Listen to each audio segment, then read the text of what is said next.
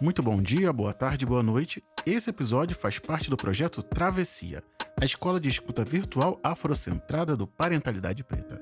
Toda quinta, uma nova aula gratuita construída a partir das introduções originais do podcast Parenta, agora reunidas em um caminho lógico e progressivo de formação. Cada episódio é parte de algo maior, uma trilha de aprendizado sobre consciência, ancestralidade e afeto, pensada para quem entende que escutar também é estudar. Essa escola é gratuita, mas não é mágica. Ela só existe porque há pessoas sustentando Parentalidade Preta e porque cada apoio mantém viva essa travessia. O Parentalidade Preta segue produzindo conteúdo independente, com consistência e propósito. O podcast principal e as séries narrativas como Frantz Fanon, Irredutivelmente Negro e Diop, Estrelas Negras no Céu do Egito. E agora, essa escola feita de som, tempo e escuta. Se esse conteúdo te atravessa, considere apoiar o Parentalidade Preta. É uma campanha honesta onde todo mundo ganha. Quem escuta, quem aprende, quem apoia e quem sustenta. E antes de seguir, se esse episódio já te tocou, avalia e deixa um comentário aí no Spotify. É assim que a gente faz com que o projeto alcance mais pessoas. Então, continua aqui comigo, porque a travessia segue para que você veja a luz em homens escuros. O termo negritude surgiu na França, do radical negre, que era usado para se referir negativamente a pessoas pretas.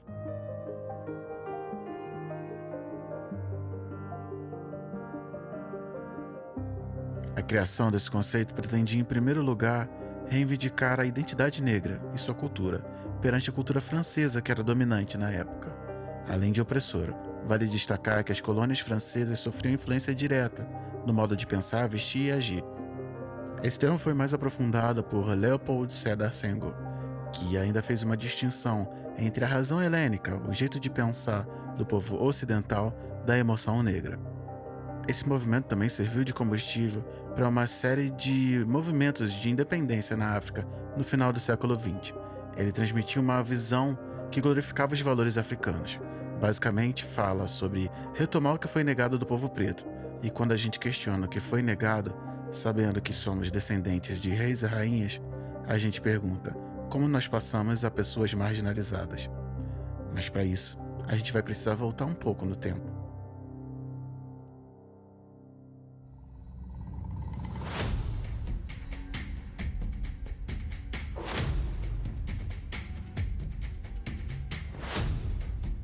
Na África subsaariana, as relações de escravos eram muitas vezes complexas, com diferentes níveis de direitos e liberdades dadas aos indivíduos mantidos em escravidão, e restrições à venda e tratamento pelos seus mestres escravagistas.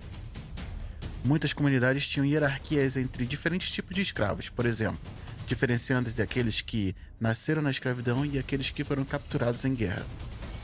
Diferente de que se pensava, a escravidão em África não era realizada somente com cunho doméstico. Muitos acreditam que em África a escravidão era bem mais branda do que a praticada durante o período escravagista, na época das colonizações. Mas há indícios de que maus tratos, violências, punições disciplinares e castigos também eram desenvolvidos naquele outro modelo. Tamanha era a necessidade de organização social que criou-se uma espécie de constituição da época, que hoje é conhecida como a Carta de Karukan-Fuga. Ela estabelecia alguns limites, que previa desde direitos humanos, passando por propriedades, bens, falando sobre profissionais, sobre divisão de poderes, e algo interessante que se destaca nela é a proibição de maus tratos a escravos. E ainda, segundo a carta, quem o fizesse, ou seja, quem maltratasse, era obrigado a indenizar pelos danos sofridos, aquele escravizado. Sempre houve alguns tipos de escravizados na África. Os escravos que eram propriedade, os que eram de serviço doméstico, os que eram escravizados por dívida ou penhor e a escravidão militar. Segundo algumas crônicas árabes, os regimentos negros e escravos comprados tornaram-se um importante elemento nos exércitos. Eles conquistaram um papel principal no reinado no califa Al-Mustasi do Cairo, que reinou de 1036 a 1094. Acontece que a mãe desse califa era uma escrava sudanesa que foi comprada. E no apogeu desse exército, ele chegou até a 50 mil homens. Séculos depois, viria a colonização.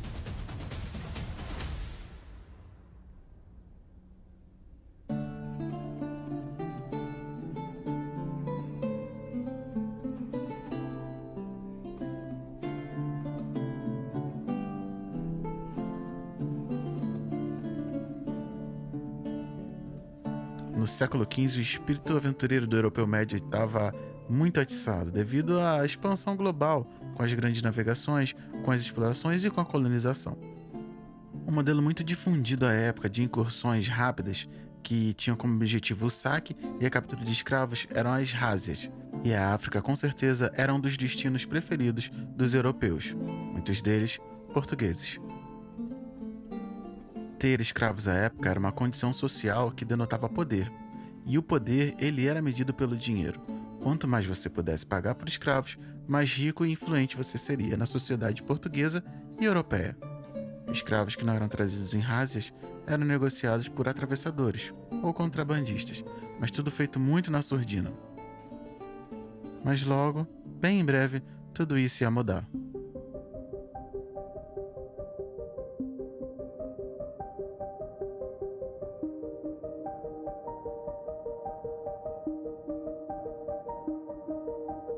Pela bula Dum Diversas de 18 de junho de 1452, o Papa Nicolau V autorizou o rei de Portugal, Dom Afonso V, e seus sucessores a conquistar e subjugar as terras dos infiéis, pagãos e outros inimigos de Cristo, reduzir as suas pessoas à escravatura perpétua e apropriar de seus reinos.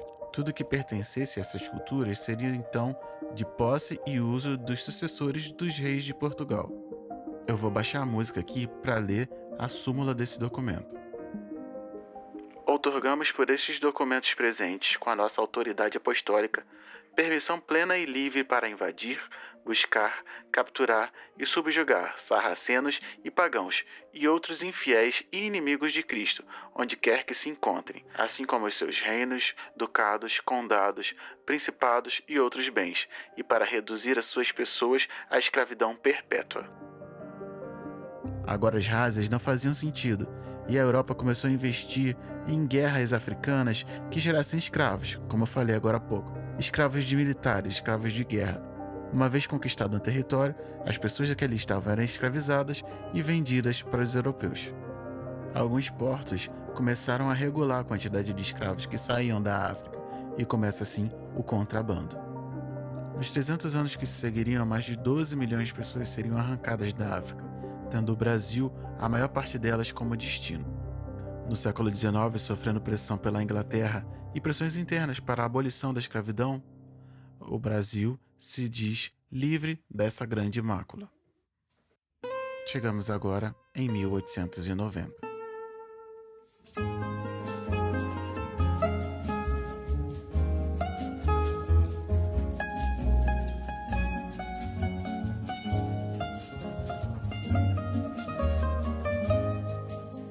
A gente sabe que 400 anos de escravidão no Brasil não foram findados de maneira contundente e muito menos célere. Ele foi resultado de uma série de disputas políticas e de interesses aristocráticos. A assinatura da Lei Áurea em 13 de maio de 1888 já vinha sendo empurrada com a barriga há pelo menos 4 anos. Só depois de alguma pressão externa e de muitas brigas parlamentares, que foram encabeçadas por André Rebouças e José do Patrocínio, e inspirados em Luiz Gama, que esse processo foi para frente. A princesa Isabel somente assinou algo que vinha sendo construído há muitos anos por mãos pretas e em diversas instâncias.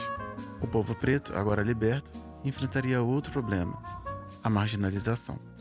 Não havia emprego, não havia trabalho para essas pessoas. Um dia elas eram escravizadas e no outro estavam à míngua. Eu sei que o processo não foi assim, virar uma chave e tá todo mundo na rua, mas foi basicamente o que se desenhou ao longo dos anos. Bastava agora saber o que fazer com a prova viva da escravidão no Brasil: as pessoas pretas.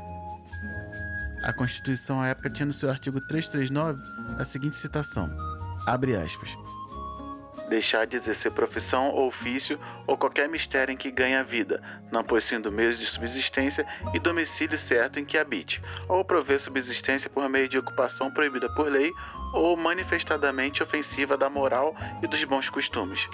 Isso era motivo para a prisão.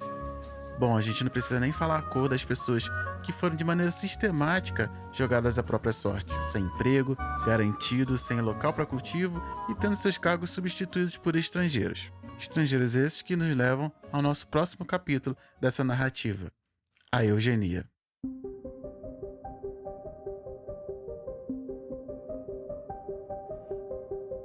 Essa ciência, entre aspas, foi criada por um primo do Charles Darwin, o Francis Galton. Ele, nos seus estudos, começou a associar comportamento, habilidades intelectuais, poéticas e artísticas a alguns traços fenotípicos, sejam ele cor dos olhos, estatura e outras coisas que caracterizam pessoas como pessoas. O termo eugenia significa bem-nascido ou então quem nasce bem. Fala do nascimento de pessoas melhores para o mundo e isso virou um plano. No Brasil, a importação de imigrantes brancos europeus fazia parte desse processo de apagamento dessa mácula, a escravidão. Uma vez que se apagasse da pele, se clareando a população, o Brasil não responderia mais sobre isso. Um processo de apagamento perfeito.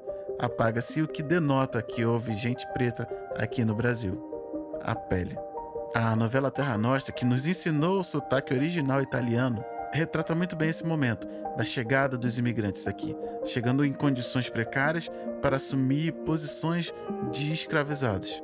Lógico que havia conflito, mas a coisa foi acontecendo, afinal de contas tudo foi se dando um jeitinho brasileiro para que as coisas andassem. Mas para o desgosto dos eugenistas, a pele do povo brasileiro não clareou. Hoje nós somos mais de 56% da população que se autodeclaram pardos e pretos. Sendo maioria, a gente já não figura naquela antiga minoria. Nossas pautas não são identitárias, elas são de vida. O que acontece no Brasil é um apagamento ainda de outra forma. Fica evidente que manter o povo preto sem ter do que se orgulhar é uma das maiores estratégias de eugenia que eles, a branquitude, pode operar. Não se reconhecer como potência, não entender da sua história, não ver valor nas suas conquistas, completa o plano de apagamento, tão bem arquitetado pelas pessoas que negam a nossa presença nesse mundo. Não reconhecer na mulher ou no homem de cor um potencial criativo, transformador e propulsor é o objetivo desse plano, que já opera há séculos no mundo. Então falar de negritude é falar do resgate, as potências do que nossos antepassados foram e que nós podemos ser para os nossos descendentes. O programa de hoje discute o local da negritude, da pretitude nessa sociedade, como ela é desqualificada e trazida para níveis bem aquém do que ela merece. E eu não podia sair daqui sem te dizer que essa introdução faz parte do podcast Parenta. O link, é claro, está na descrição desse episódio, bem como o link onde eu te convido a me ajudar a continuar fazendo com que o Parentalidade Preta cresça e continue bancando iniciativas como essa. O link pro Apoia-se. Se essa escuta te atravessou, avalie o podcast aí onde você está ouvindo e compartilha com alguém que também precisa ouvir. O Parentalidade Preta é uma iniciativa independente, construída com tempo, afeto e responsabilidade. É uma escola gratuita, mas ela só existe porque há pessoas sustentando esse trabalho. Apoiar o Parentalidade Preta é fazer parte dessa travessia que transforma a escuta em estudo e o estudo em consciência viva. Além do Travessia, você vai ouvir outros programas aqui na grade do Parentalidade Preta. O podcast Parenta, as séries Fanon, Irredutivelmente Negro, Diop, Estrelas Negras no Céu do Egito, o podcast Resenha, que é uma mesa de amigos falando sobre paternidade, e o Mergulho, onde a gente vai fundo nas questões de subjetividades negras. Por hora, eu te agradeço por estar aqui, por permanecer e por aprender junto. A escola segue aberta e a travessia continua. Esse é o podcast Parentalidade Preta, que trabalha para que você veja luz em homens escuros. Até a próxima.